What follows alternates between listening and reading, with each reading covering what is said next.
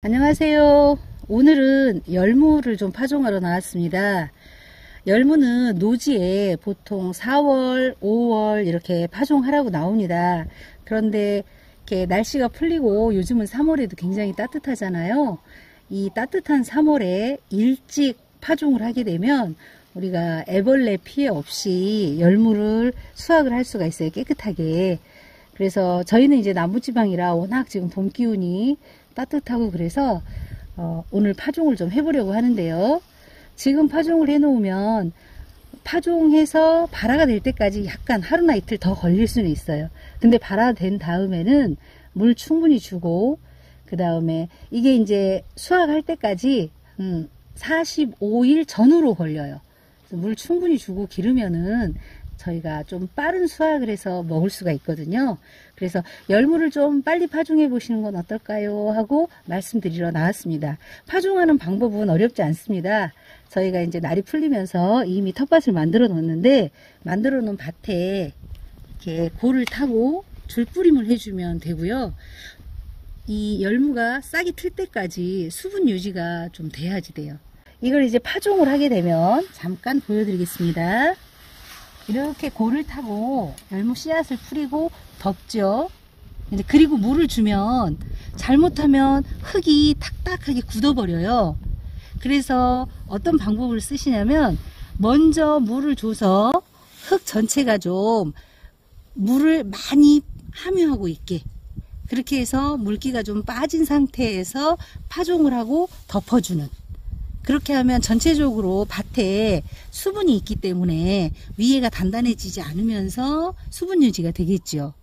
싹은 잘 틉니다. 열무나 알타리무나 무종류는 싹이 잘 터요.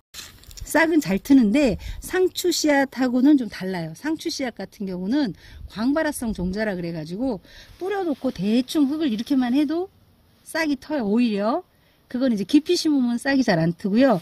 열무나 알타리무 같은 경우는 그렇게 해놓으면 싹이 잘 안 터요. 또 이게 이제 조금 깊이 들어가야 돼요. 씨앗 두께의 한 3배에서 4배 정도, 그러니까 한 1cm 정도 흙을 덮어줘야, 그리고 수분을 유지를 해줘야 싹이 잘 틉니다. 그렇게 해서 이렇게 열무를 좀 일찍 파종을 해보시면 어떨까 하고 나왔습니다. 열무 씨앗 한번 볼게요. 네, 열무 씨앗 이렇게 생겼습니다. 지금 이거는 이제 코팅을 해 놓은 씨앗이고요. 요거를 이제 파종을 하는데 너무 심하게 복잡하게 하지도 말고, 그렇다 그래서 너무 드물게 하지도 말고, 열무는 아시겠지만 이렇게 촘촘하게 자라야 위로 크면서 부드럽잖아요. 물을 많이 먹으면.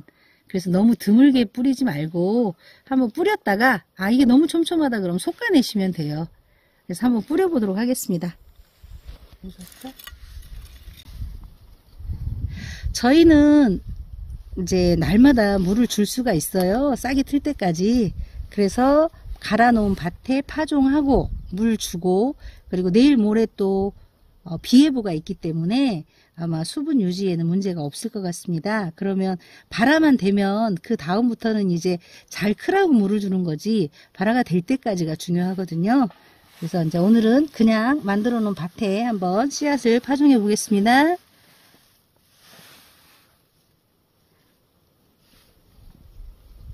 이런 식으로 너무 많이 넣지도 말고, 생각보다 발화율이 좋거든요. 열무 같은 경우는 요 정도 뿌리면 좋을 것 같아요. 한번 보세요.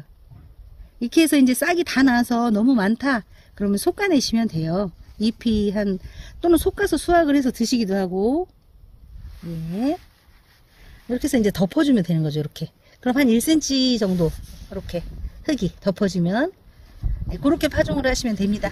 이제 골 간격은 한 15에서 20cm. 밭 사정에 따라서 적당한 이 넓이로 이렇게 간격을 두고 파종을 하시면 돼요.